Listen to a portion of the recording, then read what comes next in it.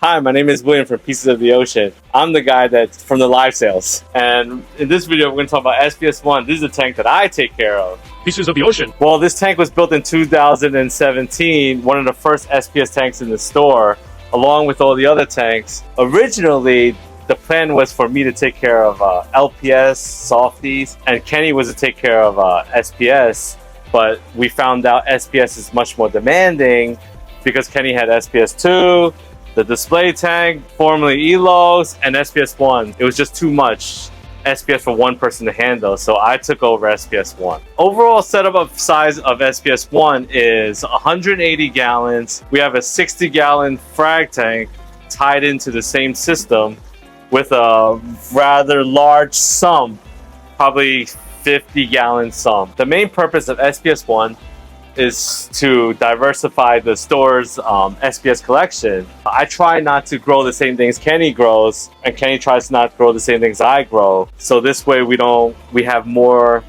variety of SPS to sell. The philosophy for me as a reefer is the least amount of equipment is the least amount of failure points, least amount of maintenance that you need to do for yourself. We've been reefing for so long, there's no need to complicate things. I do water changes, calcium reactor, and amino acids, and feeding. I started with freshwater, like most of us, in a very small fluval edge. Till today, I think that's the best looking tank, but the functionality was really terrible because the holes were too small, and I went from there to innovative marine, all in one, to 100-gallon, and here I am, fish store. When I started reef keeping 10 years ago, I was at a city job actually, and we didn't have much work to do, so I'd be on YouTube all the time watching reef keeping stuff. That's kind of where I learned everything about reef keeping, and I started with like a 100-gallon tank, and then I met Kenny in his basement, and here I am today. As reefers, we tend to be tinkerers, and when their corals are doing the best, they feel like they need to change something. What I feel like I do different is I stick to my guns. We've been doing it for so long, there's really no need to try something new. Whatever new concoction is out there, just throw it in your tank for what, right? Because we've been keeping corals for 30 years now, and we've been doing fine. My favorite lighting is the T5 Radion combo, but to get a Radion T5 combo on such a long tank is not always economical. We've tried it, and we didn't see the benefits of running so many T5s on the bigger tanks. So originally I had the reef brights on this side to get the blues to grow my frags, but everyone kept telling me they're too high and it's not going to work. And then when it came out with the AI blades, I hung the AI blades right over the frags, and that has been spectacular for me. I've seen spectacular growth, spectacular coloration in all my corals actually. I think it's because I have it on this weird angle. It can hit all the corals. My frags are grown in this section, and they used to grow slow. The colors were kind of drab because the reef brights were so high up, but this has been a true game changer for SPS1. Radions bring out the best colors in any of your SPS, but the T5s bring probably the best growth. The blades and the Radions is like the best of all worlds, is what I feel. It's not really so pretty at home, but it works perfectly for a store setup. So this lighting schedule is also another question that we always get asked. For SPS1, I like color over growth, I would say, and color sells better than growth to a certain extent. So I run the white lights on this tank a lot less than everyone else runs it in the store that grows SPS. I run the white lights for 4 hours and then all blues for 8 hours. And I feel that brings the better colors out of the coral. And then if you can look right here, you will see how colorful they are. So I've already ran out of room in my main setup for the most part. So that's why we set up this frag tank. My favorite lighting setup of all time has always been T5s with the Radion combo. The T5s gives it the nice blanket of light. So the frags always heal better in here. And the Radion is always all blue to give it the color. So you get the best of both worlds with growth and color with this combo. And as you can see, the frags in here are totally encrusted as opposed to the frags that I have growing in my frag rack in there. And I've also found that the tenuis really enjoy the T5s better. So whenever I have a tenuis that struggles a bit, I'll take it from there and move it into here, and it'll come back to life magically. It's not really magically, but yes. If you spoke to us in person or on email, you would know the POTO way we only monitor phosphate and alkalinity. We have one of our employees monitor the alkalinity on a daily basis, and we use that to see any trends that are happening within the tank.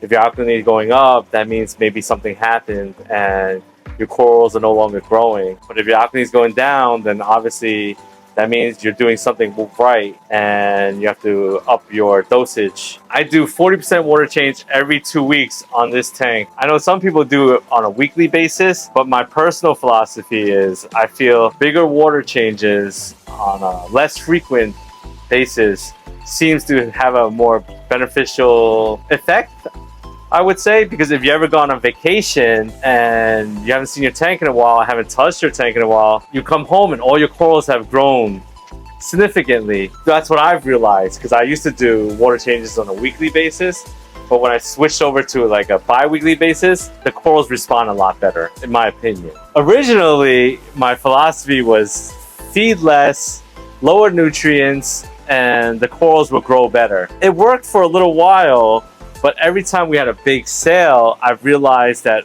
all my colonies lost its color. I was missing some type of stability in its tank. And originally, everyone kept telling me it's because I have no live rock in the tank. If you take a look at the tank, I probably have 10 pounds of live rock and it's 180 gallons worth of water. I wasn't feeding the corals enough because my water was so clean. I didn't like seeing algae on my racks. I didn't like seeing algae anywhere in my tank, actually. So I would feed very little. The corals would look great, but every time we take the corals out, like after a big sale, all my colonies would be like white. But the color would return 2 weeks later. It was just some weird stability thing. But now Kenny was saying, why don't you go back to your roots? And I went back to my roots, which was Aqua Forest when I had a tank at home. And with Aqua Forest, we feed this regimen of amino mix, which is amino acids and coral AF Vitality, which is like vitamins for corals, and this AF Build, which is supposed to be water clarity something. I also feed AF Pure Food, AF Growth, AF Power Food, and Benepets. And I feel ever since I've been doing that, feeding the corals along with feeding fish, the corals no longer lose its color after every big sale that we do. Along with, it's just more vibrant now, the coral. I think the stability of the tank is really, really good now. I also dose 10 milliliters every day of Acro Power. I think Kenny and Chris likes to grow it from the colony, but I do something different where I take the colony and I chop them up to frags. If you look right here, you can see this is my newest colony is right here. And I feel like the frags has a more of an opportunity to get used to the water and thrive, as opposed to when a colony is big, they don't seem to grow as fast. They don't seem to acclimate as well as a frag would. When we get new corals into the store, we have a tank that we call receiving that we drop fresh colonies into. My approach with the many frags is even if 5 out of 20 go bad, you still have 15. So that's what I do with the new corals that enter SPS1. At POTO, we like to pick fish, mostly tangs. We like to have a nice, healthy bio load in most of our tanks. And in my tank right here, I got mainly a fox face, which everyone needs a fox face because they do the best job cleaning. They're a little bit skittish, but look, he's pretty cool. He's right here. Actually, all my tanks are right here. They're kind of like my pets. They all come to me because I work here and I feed them right in this spot. This is my new addition. Is this, what's that, Flamingi? He has big eyes, nice blue freckles. He came in friendly and nobody picked on him the moment he got here. So he is currently my favorite tank in this tank. The tank that I like the most, that I think is super underrated, is this powder brown. I don't know why I enjoy the powder brown more than everyone's favorite powder blue, but I just like the contrast of the yellow to his darkish body pattern. And I also have a Machiliceps in here that's been with me since he was a baby. So actually a lot of these guys have been with me since they were a baby. So that's probably why they like enjoy my presence as much as I enjoy their presence. The one fish that I would say that's essential to the SPS system is the copper band. And I've had this copper band for, I would say, 2-3 years now. They do a great job at eating Aiptasia.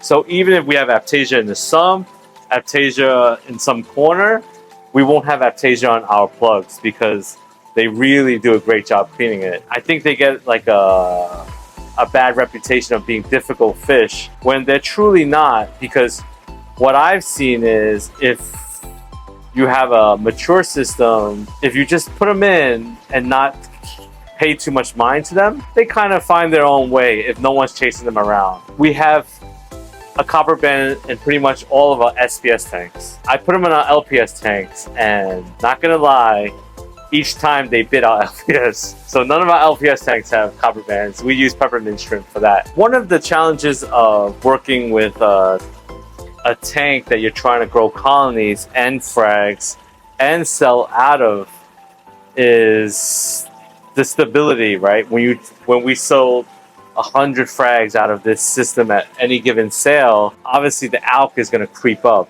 and you got to kind of keep on top of that. That's why we test on a daily basis. You have to lower your dosage when we have big sales. And then if you're not on top of that, obviously your alk will shoot up. And honestly, when the packers, they put their hands in and out of this tank, or whenever we're packing, we have to turn off the flow. Like right now, the flow is off. The colonies don't like this type of instability. This tank has always had that struggle where whenever we had a sale, most of my colonies would turn pale and brown. And then I was like, guys, just don't panic, don't panic. The color always comes back. And after 2 weeks, the color would have come back. But then 2 weeks later, we'll have a sale and the colors will be brown and white again. But what have I learned is I went back to feeding the Aqua Forest regimen of foods and vitamins. And for some strange reason, probably not a strange reason, the corals, they don't have the same impact as it did in the past where it would lose its color. The color stays throughout every single sale now. I also probably would say the blades have a... I don't know, it's pretty anecdotal to say the blades attribute to it being stable, but ever since I put on the blades, the frags don't lose color anymore. The colonies don't lose color anymore. But also, as I put on the blades, I also started dosing the Aqua Forest stuff again. Originally, this SPS1 was tied into a 200-gallon elos that we were planning to do colonies in the elos and then bring the frags here. But then it didn't work out because what we found out is if you have one return pump out of one sump, we can never get the flow correct going into elos and then coming into this tank, or vice versa. It was just never good, and we would never get proper filtration out of either system. So what I've done was I stabbed the elos. Okay, so what happened with the elos was last week one of the seams burst. Well, it was a used elos, so we don't blame elos. We just blame it being old. One of the seams burst and all the water poured out halfway, and luckily someone was in the store and saved all the corals. But other than that, I now have a frag tank to store most of the frags because we run out of space in the store. We're a small store, so we run out of space in the store really, really fast. But that tank has T5s and the Radions, and I feel the T5s heals the frags much quicker in terms of encrusting. Doesn't color it as well as the AI blades. So what I do most of the time is colonies, I'll chop them into frags, put them in the frag tank, heal them, and bring them in here to color.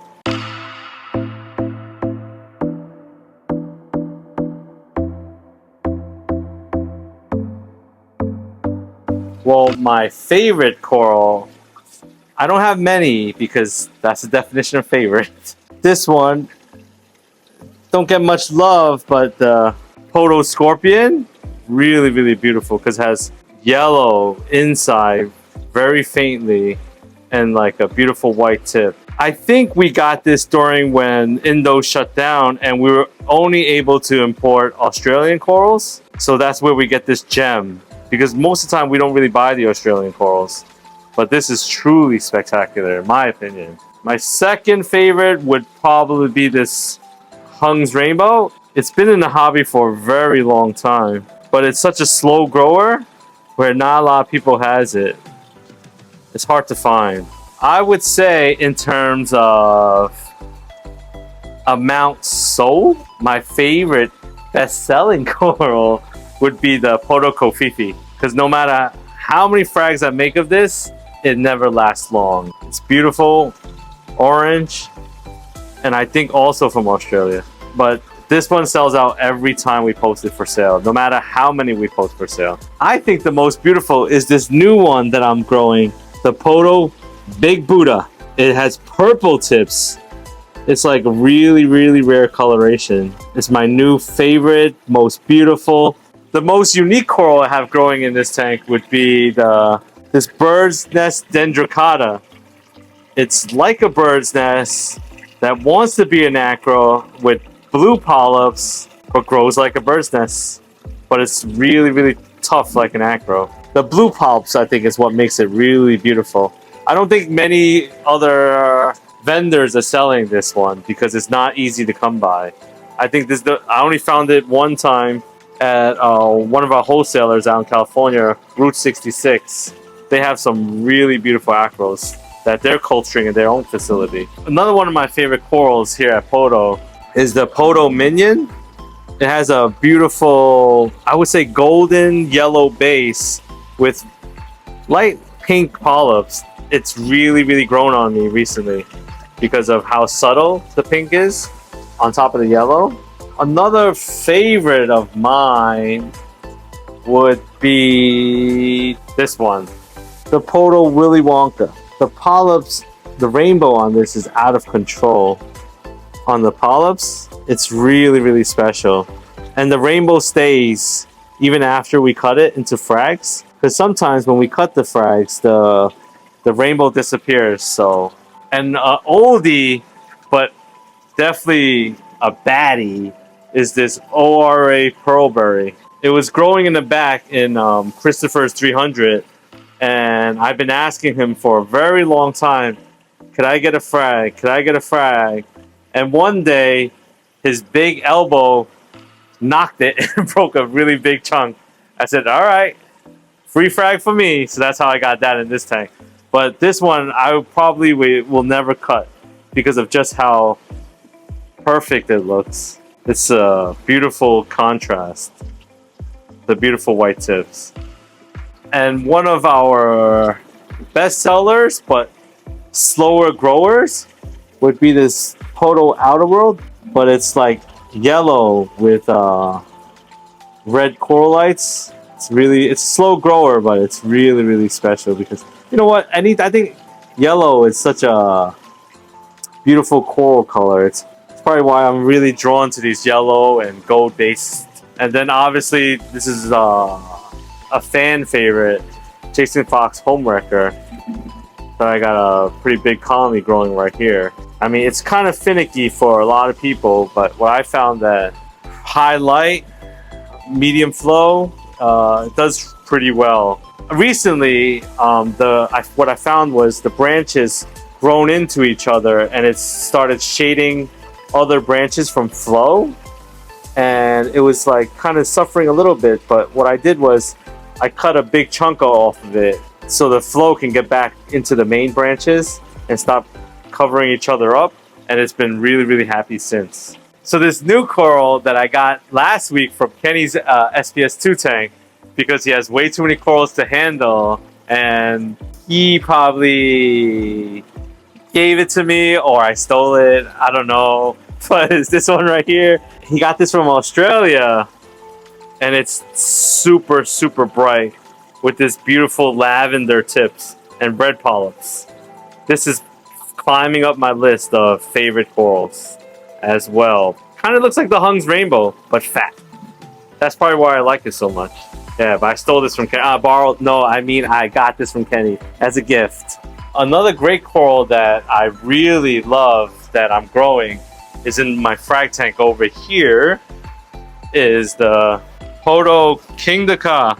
It's like I would say it's like a cherry bomb, but nicer. The Kingdaka has fat polyps like the cherry bomb, but it's like a much brighter base than the cherry bomb, and it grows fast, and it's just spectacular in terms of tenuous that we have available. Here's another one right behind the Kingdaka that looks like a home wrecker, not quite, but brighter than a home wrecker. This is the one I'm growing under the T5s. It's doing great. I got this probably 6 months ago, and it's really taken off recently. It was all green when it first came in, but if you know SPS, you can kind of see a green coral. Kenny taught me this, and kind of see the potential. I used to be terrible at picking green corals.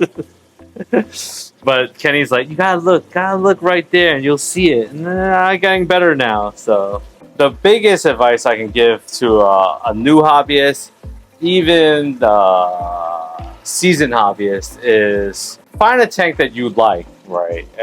And you enjoy their corals and kind of emulate his system, right? And then when you get that down, then you kind of tinker to your own liking. But don't find like, you like this guy and this guy and this guy and kind of combine it, right?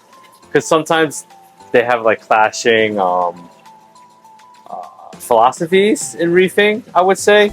Find one guy that you like. Let's say you like me, or you like Kenny, or you like Chris, and kind of like copy that.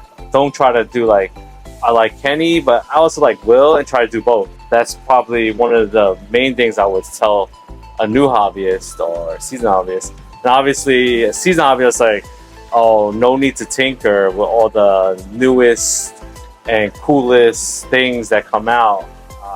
Example, moonshiners, right? Some people say it's water. Some people say it's the best thing since sliced bread.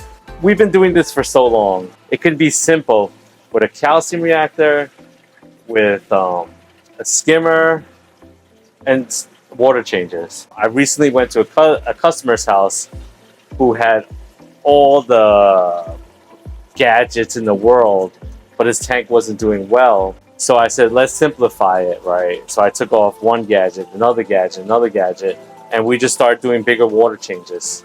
And his tank has already turned around pretty significantly. And what else I would say is, it might be excessive, but test your alk every day, every other day, every week.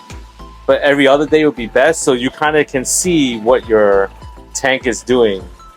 If it's intaking or not intaking, you can see it within the alk, right? And if your corals are browning or dying, test the phosphate. That's normally where a lot of the issues arises, is the phosphate. And that's probably why at POTO we only test these two things. Keeping everything consistent is what I would say. Consistent in terms of chemistry, consistent in terms of what you do, and consistent in terms of which philosophy you want to follow. So this has been SPS1. I hope you learned something new. I hope you enjoyed this video. And if you have any questions, leave a comment below or shoot us an email at support@PiecesOfTheOcean.com. And like and subscribe. And don't forget to feed your fish and your corals. That's the most important. Thank you for watching. See you next time. Hey, if you like any of the coral that you saw in this video, please check out our weekly auction on reeftank.com. And if you like the content of this video, please like and subscribe. And feel free to check out our other videos on our channel. Thank you for watching.